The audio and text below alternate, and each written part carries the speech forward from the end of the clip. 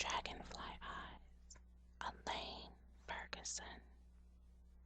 Monday morning, on the floor of my science classroom, I, Savannah Rose Anderson, woke up dead.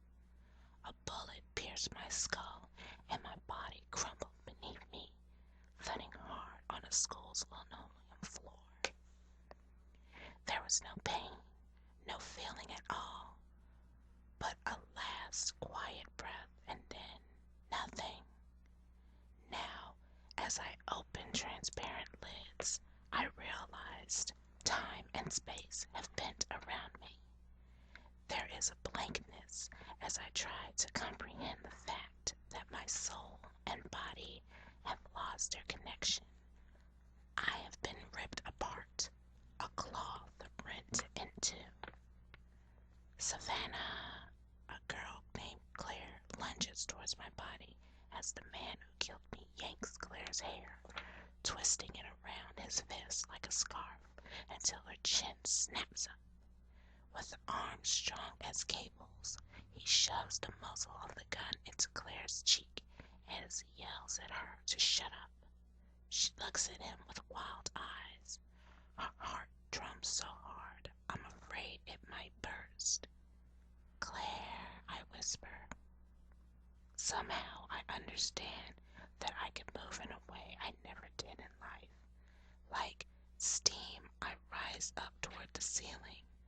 Beneath me, I see blood that seeps from my head into a pool of vivid scarlet. My blood. As easily as one snuffs out a candle, I have ceased to be, and yet I still exist. This new state of being confuses me. What if my shoes has landed 3 feet away, and my fingers curl from my palms as though they are petals of a flower? It's so strange, truly seeing myself from the outside. Not a reflection of my face in a mirror, but the whole of who I was. I know this man shot me, but I cannot explain why. I close my eyes and try to remember.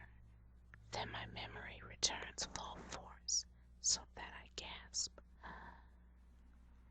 1 hour before, I'd been sitting at my desk listening to Mr. Ward as he explained a dragonfly's prismatic vision, while a boy named James yawned sleepily at a desk to my left. The dragonfly has amazing sight because as it flies, it can scan 360 degrees in every direction, Mr. Ward intoned while drawing a hexagon in the whiteboard with a green marker. A dragonfly has the best perception of any creature on Earth. Their senses are almost magical. And then a loud crack of the door, followed by shrill screams as my killer burst inside our classroom, his gun held out in front of him, both hands gripping the handle tight. Give me 2 hostages. I want 2. Now, now, now. In the end, the man had chosen me and Claire, classmates who could not have been more different. I, who have sparkled all of my life, and Claire, quiet, friendless, awkward, strange. You, with the long blonde hair, he had screamed, pointing directly at me. And you, the gun had snapped over to Claire. I want you both to stand by the window, or I'll start shooting your friends. The rest of you, get out. Move, move, move. In death, I see the irony of our lives, mine and Claire's, how they become irrevocably entwined in that one random act. I remember the girls crying, the boys stoic as they shuffled by me in a single file, how Mr. Ward had tried to stay in the room but was forced to leave with my killer shot the window so that the glass exploded into a countertop of a galaxy of stars. How Claire and I clung to each other while outside police car lights flashed and the fire truck wailed. To my shame, I remember this too, wishing that if one of us should have to die, let it be Claire. how selfish I was in life. How clear is my vision in death. Why did you kill her? Claire chokes out each word. I told them. I told them. He releases her hair and kicks the ribs of my body with the toe of his boot. What is left of me rocks gently on the linoleum floor. They'll believe me now. I killed the pretty one. She's dead. They'll hear that. His breath swirls out of his mouth. I have never seen air before. It's strange the way I perceive everything, even thoughts, as if I too possess the dragonfly's prismatic vision. My killer's name is Drew. Seamed lines fan down to his neck, and there is dirt beneath his fingernails. The soul is twisted and dark as tree roots. They only listen to blood, he shouts. His spittle hits Claire's skin. Claire is thinking that she has only moments to live, and I know she is right. I'm swirling above her, powerless. Claire whispers my name so softly that Drew does not hear. I swoop in close so that my forehead almost touches hers. As easily as reading a book, I look inside her and see an amazing thing. Claire's soul is shining. It's filled with some kind of essence, gold and white, bright as the edge of the sun. The girl I had always dismissed amazes me with her light. With my new sight, I follow the threads of her life as they unfurl like ribbons. I follow one end and see how she loved James quietly, too shy to speak. There is Claire making dinner in a tiny kitchen, laughing as she drains noodles.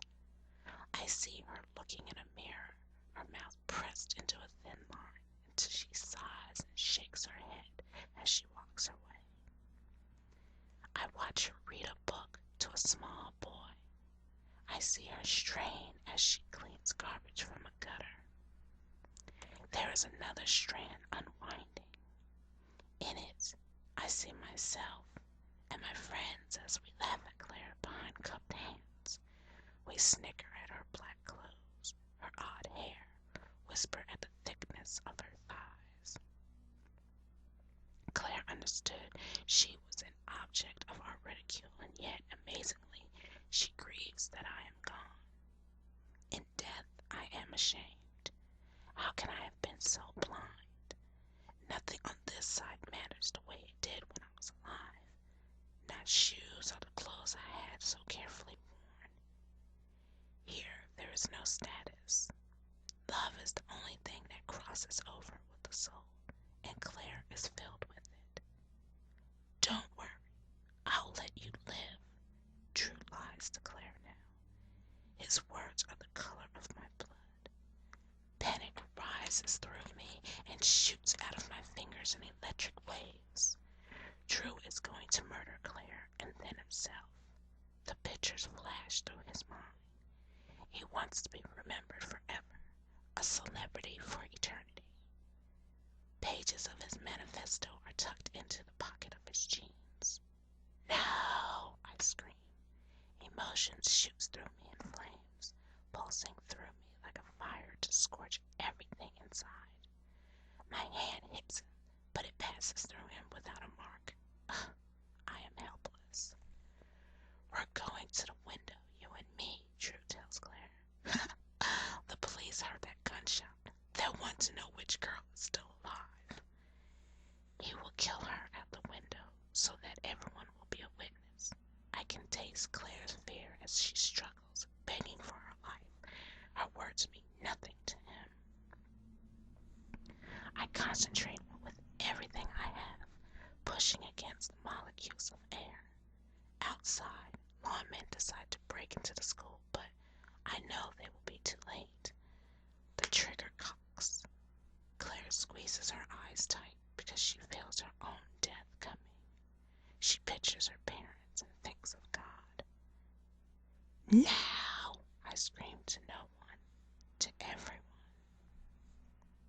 I don't understand understand how I do it, but I feel myself compress my spirit into a tiny point and shoot myself into the tip of Drew's trigger finger. Everything inside me pulses as I inhabit his very cells. I feel the blood surge and the adrenaline storm through his veins. But I am matching his energy. I discover I can move his flesh. With that knowledge, I strain with everything inside of me. What the? He cries as the gun inches away from Claire. Cursing, Drew tries to regain control, but I intensify my focus. His eyes go wide as his hand snaps to his own temple. My energy is like a laser as I turn my soul into pure, raging fire. A shot splits the air, and an instant later, Drew falls to the floor, close to my own broken body, as my spirit breaks free. A blackness pulls into the floor with a moan, and he is gone, a shadow melting. It is over. The only sound is Claire's raging breathing. Oh my God! Claire cries, dropping to her knees. Spattered in Drew's blood, she leans over to touch my lifeless body. Tears streaming down her face, she cries in loud gulps while I rejoice in the fact that she is still alive. Savannah, she gasps, I'm so sorry. I'm so sorry. The space that separates us seems thin as gauze, but she does not sense that I am still here, right next to her. It's okay, I tell her. I stroke her head, my hand brushing the coils of her red hair, but she cannot feel me. The energy I had dissipated, and I am once again without touch. I look to my body's blank eyes, deep water blue.